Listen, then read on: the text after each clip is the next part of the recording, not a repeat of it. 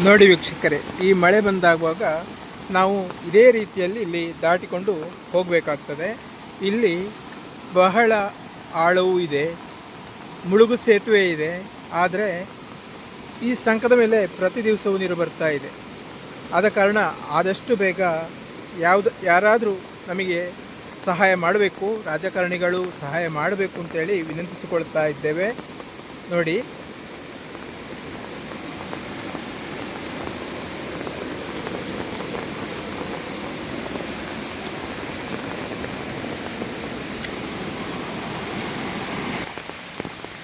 ನೋಡಿ ವೀಕ್ಷಕರೇ, ಈ ರೀತಿಯಲ್ಲಿ ಮಕ್ಕಳು, ಮಹಿಳೆಯರು ಎಲ್ಲ ಇದೇ ದಾರಿಯಲ್ಲಿ ಹೀಗೆ ನಡ್ಕೊಂಡು ಹೋಗಬೇಕಾಗ್ತದೆ.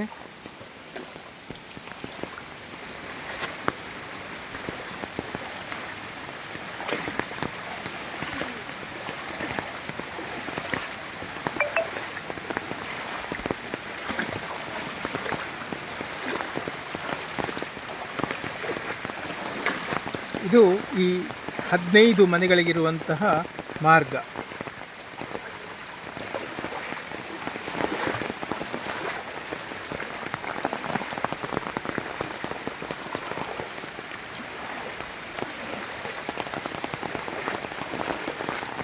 ಸುಮಾರು 2-3 ಕಿಲೋಮೀಟರ್ನಷ್ಟು ದೂರ ಶಾಲೆಗಳಿದೆ. ಆ ಶಾಲೆಗೆ ಇಲ್ಲಿಯ ವಿದ್ಯಾರ್ಥಿಗಳು ಇದೇ ರೀತಿಯಲ್ಲಿ ನಡೆದುಕೊಂಡು ಹೋಗಬೇಕು.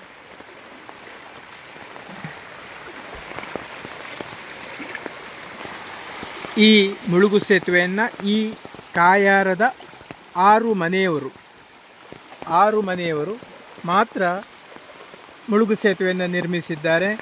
ಸುಮಾರು 4 ಲಕ್ಷದಷ್ಟು ಖರ್ಚನ್ನು ಹಾಕಿ ತಕ್ಕ ಮಟ್ಟಿಗೆ ಮಳೆ ಕಡಿಮೆ ಇರುವಂತಹ ಸಂದರ್ಭದಲ್ಲಿ ಹೋಗುವಂತಹ ವ್ಯವಸ್ಥೆಗೋಸ್ಕರ ಮಾಡಿಕೊಂಡಿದ್ದಾರೆ.